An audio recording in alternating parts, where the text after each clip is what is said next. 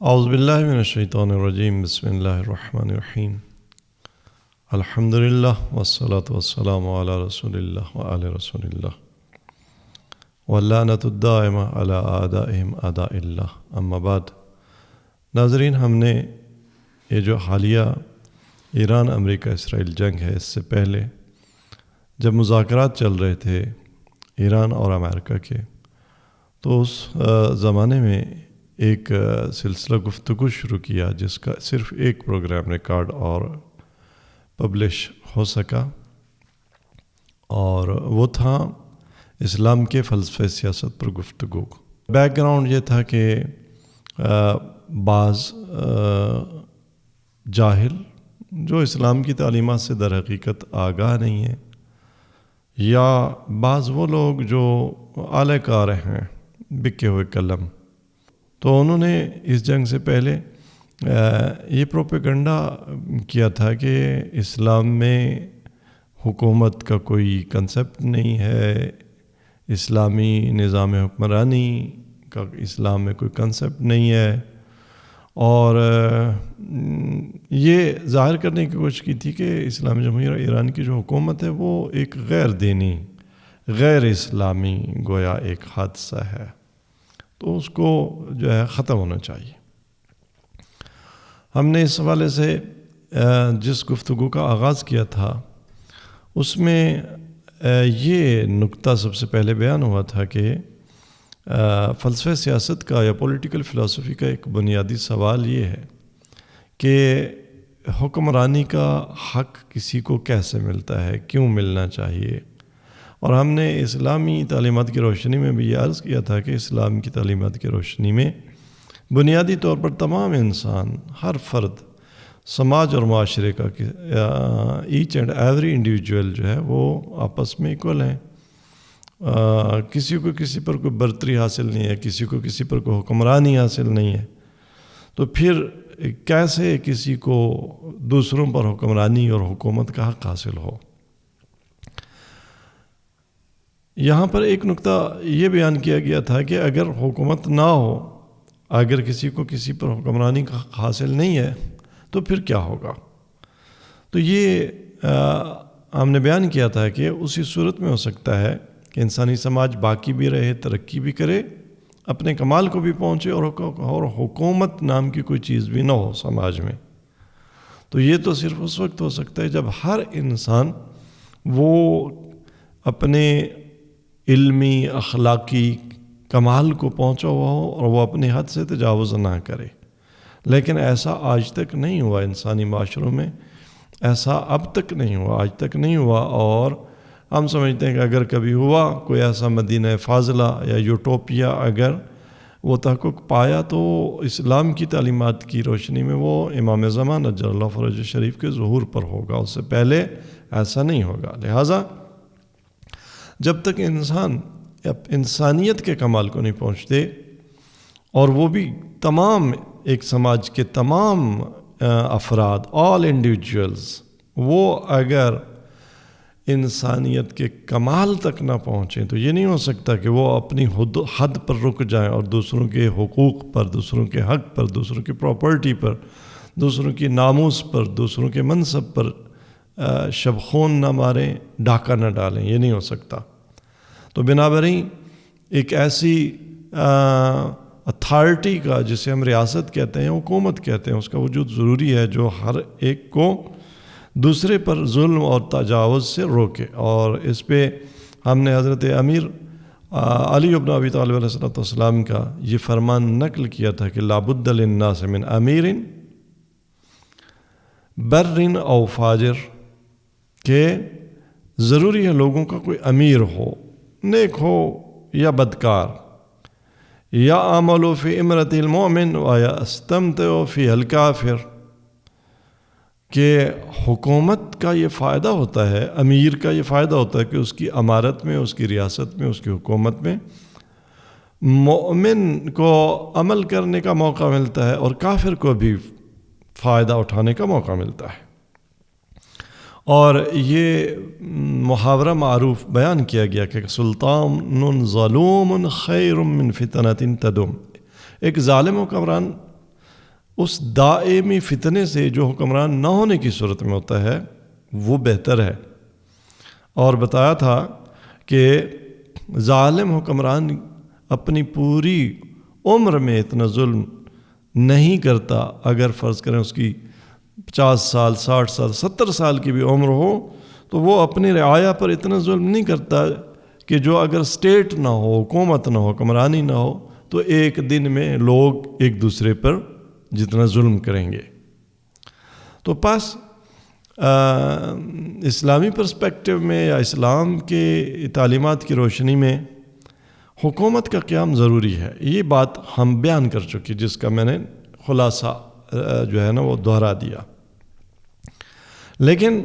یہ بات اور یہ بحث ہم جاری نہ رکھ سکے، بعد میں ماہ مبارک رمضان کی مصروفیات آ گئیں، اور پھر رمضان المبارک میں ایران پر حملہ ہو گیا ظالمانہ امریکہ اور اسرائیل کی طرف سے، اور پھر ہر شخص ذہنی طور پہ بکھرا، اور ایک اخبار کا اور نیوز کا ایسا بازار گرم ہوا کہ ویوز سننے کے لیے نہ کوئی آمادہ تھا اور نہ کوئی ویوز بیان کرنے کا حوصلہ و ہمت رکھتا تھا۔ لیکن برصورت یہ جتنی نیوز ہوتی ہیں ان کے پیچھے ویوز کار فرما ہوتے ہیں، اور وہ بنیادی عامل ہوتے ہیں، وہ ویوز بناتے ہیں، وہ خبریں بناتے ہیں۔ کہیں نہ کہیں کوئی فلسفہ سیاست حاکم ہے جو اس جنگ کا موجب ہے، اور کہیں کوئی اور فلسفہ سیاست موجود ہے جو اس مقاومت کا، جو استقامت کا موجب ہے۔ تو عقل مندوں کا طریقہ صرف نیوز کو سننا نہیں ہوتا، بلکہ وہ در حقیقت کن میں جاتے ہیں، گہرائی میں جاتے ہیں، ان ویوز کو کنگھالتے ہیں، ان میں حق و باطل کو پہچانتے ہیں کہ جو ویوز نیوز ساز ہوتے ہیں، خبریں بناتے ہیں، وہ نظریات جو اخبار بناتے ہیں، جن کی بنیاد پر حوادث پیش آتے ہیں، انسانی المیے پیش آتے ہیں، جنگیں پیش آتی ہیں۔ تو ہم نے مناسب سمجھا کہ ہم اسلام کے جو پولیٹیکل فلسفی ہے اس پہ گفتگو کرنے سے پہلے جو یورپ کی اور نن مسلمز کے ہاں پولیٹیکل فلسفی ہے اس پہ ایک طائرانہ نگاہ ڈالیں، تاکہ ایک تطبیقی جائزہ لیا جا سکے۔ اسلام کی جو پولیٹیکل فلسفی ہے اس میں کتنی اسٹرینگتھ ہے، وہ کتنی غنی اور رچ ہے۔ اس کو ہم تبھی جان سکتے ہیں کہ جب ہماری ایک نگاہ غیر مسلم یا نن مسلم اور بالخصوص یورپ کے فلسفہ سیاست پر ہو۔ آپ جانتے ہیں کہ قدیم جو روم تھا اس میں کئی سو سال قبل از مسیح حضرت عیسیٰ علیہ السلام کی میلاد سے بھی پہلے جو وہاں کے فلسفی تھے انہوں نے سیاست پر اور فلسفہ سیاست پر سوچنا شروع کر دیا تھا۔ تو ہم ایک جائزہ تاریخ فلسفہ سیاست کا لیں گے، لیکن اگر ہم بات کو حکومت کی اورینٹیشن پر، ریاست کے مدار اور محور پر اگر ہم بات کرنا چاہیں تو ہم ایک جملہ کہہ سکتے ہیں کہ ہمارے پاس جتنی تاریخ مدون ہے پولیٹیکل فلسفی کی، فلسفہ سیاست کی، اور یہ کہ حکومت کیوں قائم ہو، کون قائم کرے، کیا لاجک اور جسٹیفیکیشن ہے کسی شخص کے دوسرے ہم نو اور اپنے جیسے بنی نوع بشر پر حکمرانی کی، اس کا جواز کہاں سے آتا ہے۔ تو اس پہ جتنی مدون ہمارے پاس تاریخ ہے پولیٹیکل فلسفی کی، اس میں ہمیں نہیں ملتا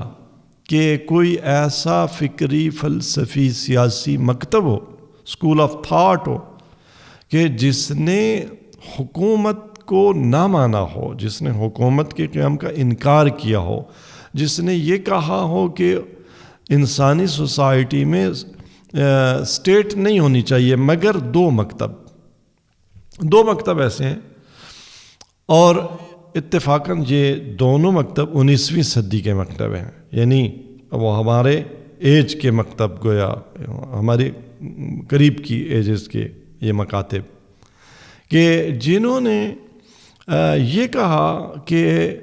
سماج میں، انسانی سماج میں، ہیومن سوسائٹی میں اسٹیٹ یا حکومت یا ریاست نہیں ہونی چاہیے، نہ ریاست ہونی چاہیے اور نہ ہی انڈیویجولز کا کوئی ریاست کی بابت حکومت کے مقابلے میں یا حکومت کے سامنے کوئی سیاسی فریضہ یا پولیٹیکل اوبلیگیشن ہے، ایسا نہیں ہے یہ دو مکتب۔ تو آج ہم ان دو مکاتب میں سے پہلے مکتب پر گفتگو کریں گے کہ وہ مکتب جو یہ کہتا ہے کہ انسانی سماج میں حکومت نہیں ہونی چاہیے، باوجود ان ملاحظات کے جو ہم نے ابتدا میں بیان کیے کہ اگر حکومت نہ ہو تو کیا ہوگا، انسانی سماج کا کیا حشر نشر ہوگا۔ اس کے باوجود دو مکتب ہم دیکھتے ہیں، ایک کمیونزم کا مکتب اور دوسرا انارکزم کا مکتب۔ تو ان دو مکاتب نے یہ کہا کہ ہیومن سوسائٹی میں اسٹیٹ کو نہیں ہونا چاہیے۔ ہم کمیونزم کو لیتے ہیں، 19ویں صدی میں روسی مفکرین کارل مارکس، جن کی جو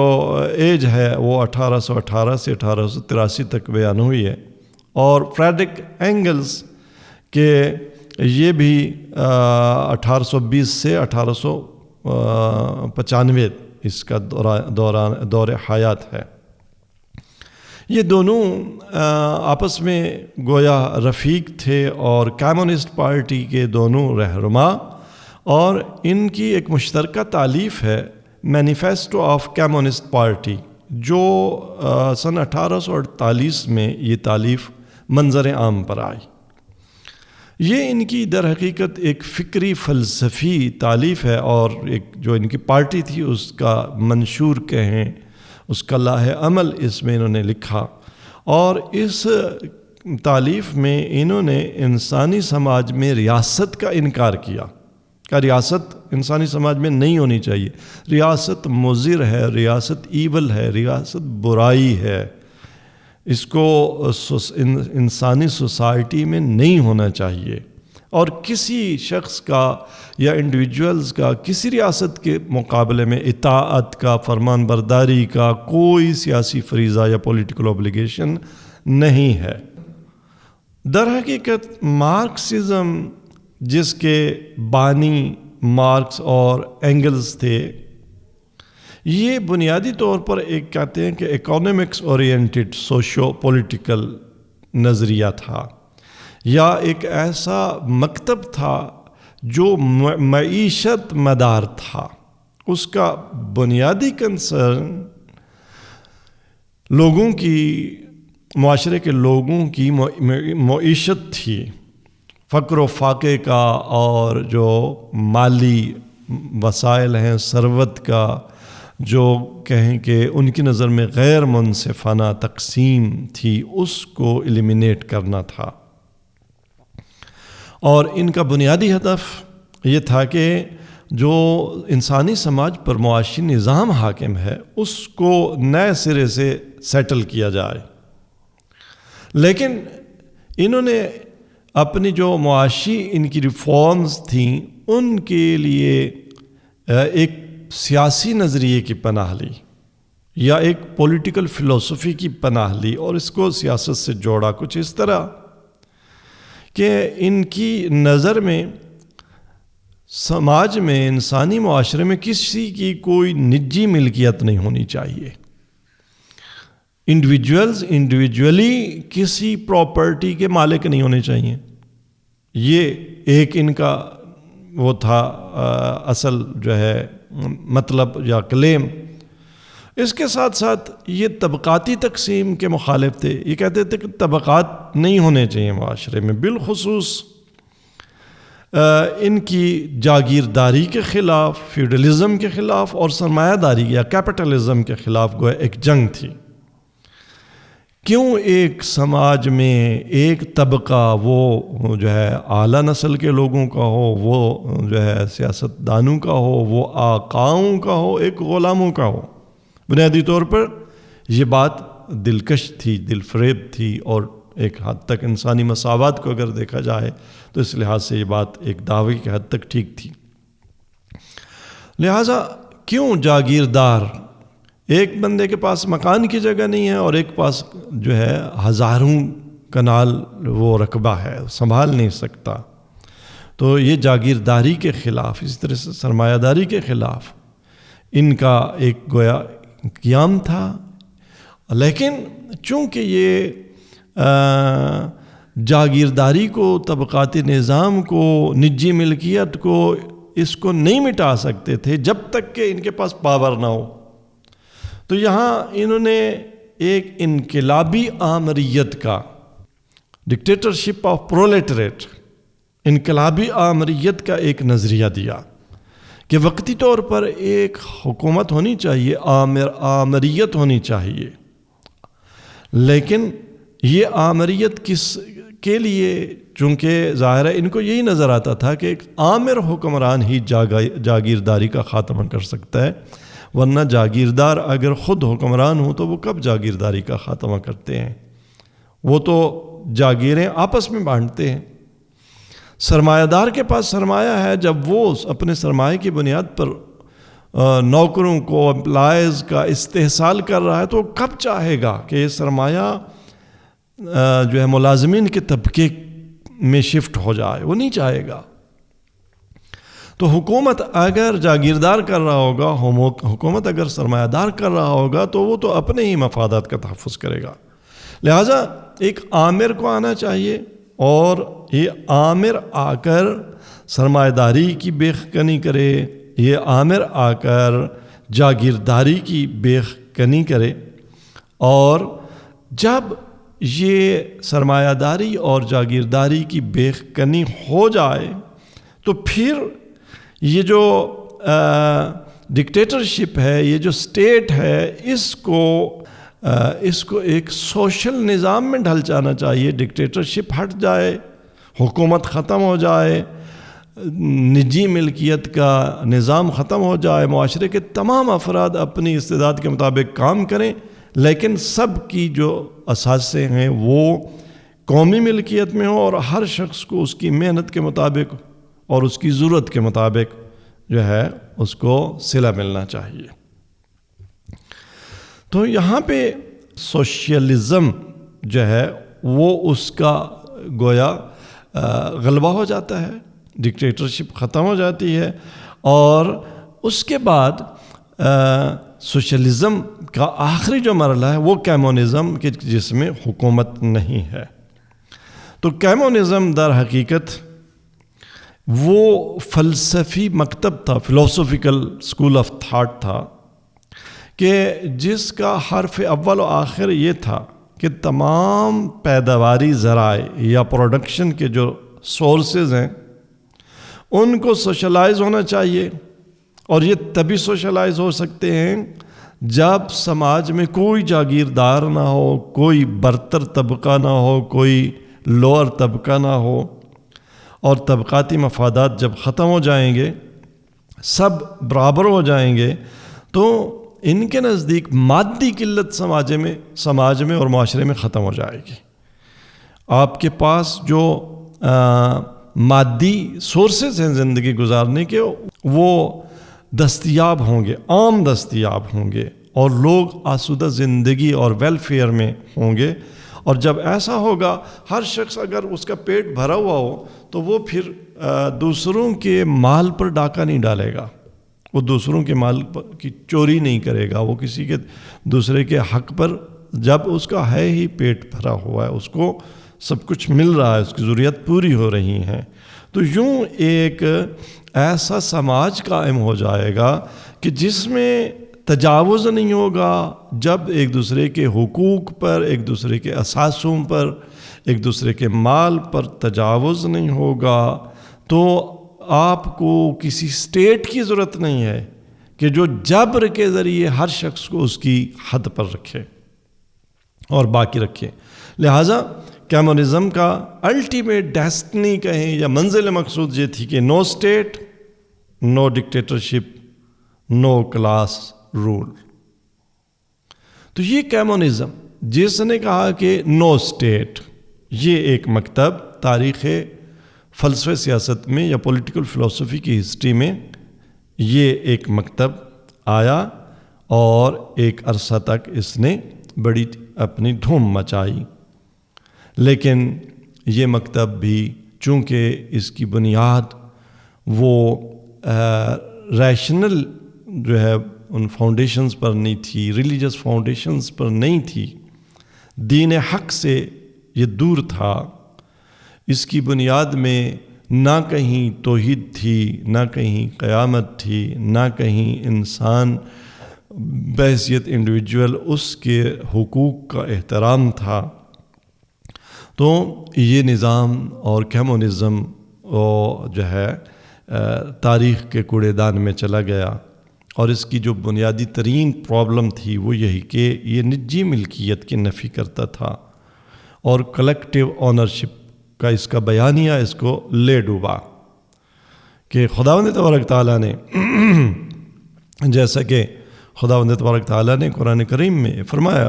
فضل اللہ بعضهم علی بعض، خداوند تبارک تعالیٰ نے انسانوں کو اس طرح سے خلق کیا ہے کہ سب انسان اپنے مالی سٹیٹس میں برابر نہیں ہیں، اپنے ہنر میں برابر نہیں ہیں، اور حقیقت یہ ہے کہ سماج نام ہی اس بات کا ہے کہ اے محتاج ہو بی کا، بی محتاج ہو اے کا، اے محتاج ہو سی کا، سی محتاج ہو بی کا،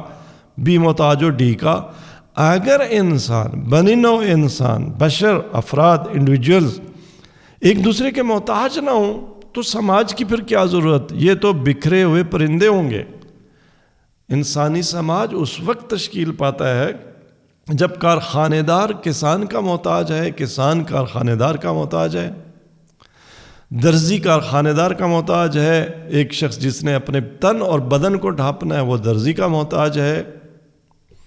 ایک شخص جو ہے وہ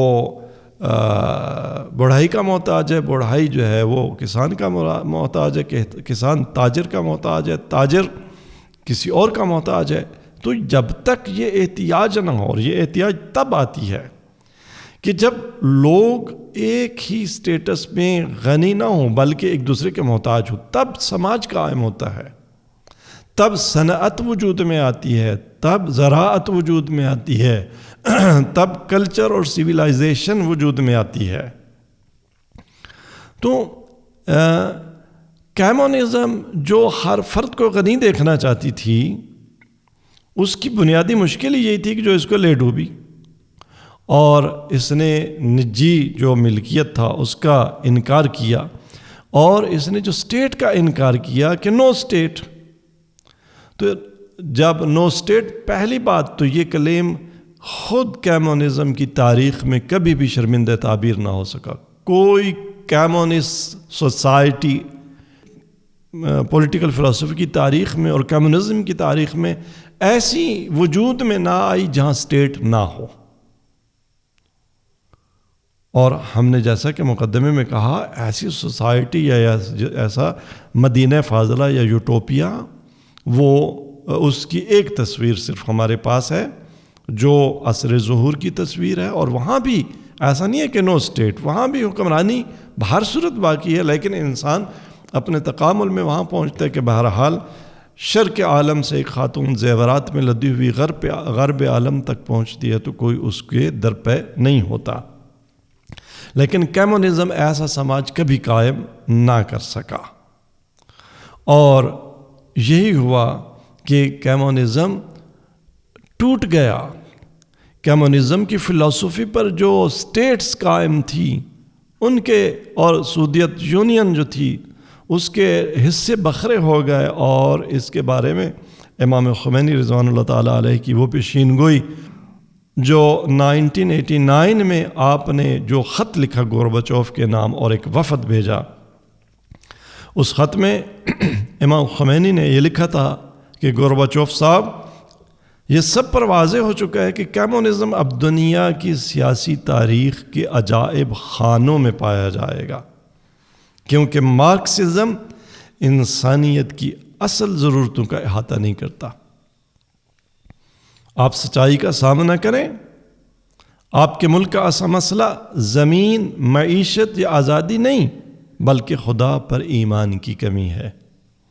اور آگے چل کر آپ نے لکھا کہ میں آپ کو دعوت دیتا ہوں کہ آپ سنجیدگی کے ساتھ اسلام کا مطالعہ کریں۔ اسلام کی اعلیٰ آفاقی اقدار تمام اقوام کے سکون اور نجات کا باعث بن سکتی ہیں اور انسانیت کے بنیادی مسائل حل کر سکتی ہیں۔ کمیونزم کی دوسری مشکل نجی ملکیت کے خاتمے کے بعد اور نو اسٹیٹ کا جو ہے کلیم کرنے کے بعد در حقیقت یہ تھی کہ اگر آپ سماج کو بغیر اسٹیٹ کے قائم رکھنا چاہتے ہیں تو پھر کون ایک انسان کو اپنی حد پر کھڑا کرے کہ انسان اپنی حد سے تجاوز نہ کرے، دوسروں کے مال پر ڈاکہ نہ ڈالے۔ تو یہاں کمیونزم نے جو ایک نظام دیا متبادل کے طور پر، جس کو آپ کہہ سکتے ہیں کہ وہ ایک اخلاقی نظام تھا یا ایتھکس اور موریلٹی تھی، جس کو کمیونزم کی موریلٹی کہا جا سکتا ہے۔ اگر ہم اخلاقیات کے نظام کو، مختلف جو نظام اور سکولز آف تھاٹس ہیں ان کو دیکھیں تو اس میں یہ کمزور ترین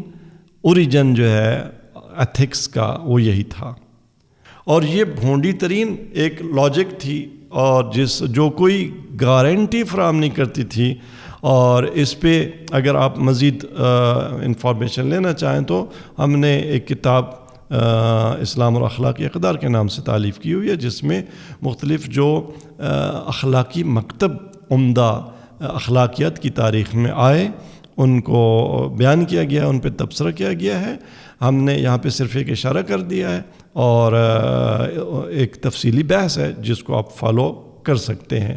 لیکن بہر صورت اسلام کا جو نظام تھا اخلاقیات کا، اسلام کا جو نظام ہے سیاست کا، اسلام کا جو فلسفہ ہے سیاست کا، اس کے مقابلے میں باقی جو پولیٹیکل فلسفیز ہیں یا سکولز آف تھاٹس ہیں ان کا بھی ہم جائزہ لیں گے، اور بالخصوص جب کمیونزم کو ہم اسلام کے پولیٹیکل فلسفی کے سامنے رکھتے ہیں تو ہمیں اس کی جو پولیٹکس میں سکول آف تھاٹ ہے یا تھیوری ہے وہ بھی انتہائی سست نظر آتی ہے، اور یہ جو ایک الٹرنیٹو سوشل ارینجمنٹس کے طور پر ایک ایتھکس کی تھیوری دیتا ہے وہ بھی اس میں کوئی گارنٹی نہیں ہے۔ تو بنابراین پولیٹیکل فلسفی میں ایک مکتب دو میں سے وہ کمیونزم کا، اور یہ جو مکتب نو اسٹیٹ کا دعوے دار تھا اس نے اپنی ہسٹری میں کبھی بھی اسٹیٹ کے بغیر، نو اسٹیٹ کی اسٹیٹ میں کوئی سوسائٹی قائم نہ کی، نہ کر سکا، بلکہ وہ ریاستیں جن کا نظام کمیونزم کی اساس پر تھا، جن کی یونٹی اور یونین کمیونزم کے نظام پر اور فلسفے پر تھی، وہ تاریخ نے دیکھا کہ وہ ٹکڑے ٹکڑے ہو گئیں۔ تو اس کے بعد دوسرا جو مکتب ہے وہ انارکزم کا ہے، تو ہم انشاءاللہ اگلے سیشن میں آپ کو انارکزم سے متعارف کروائیں گے۔ والسلام علیکم ورحمۃ اللہ وبرکاتہ۔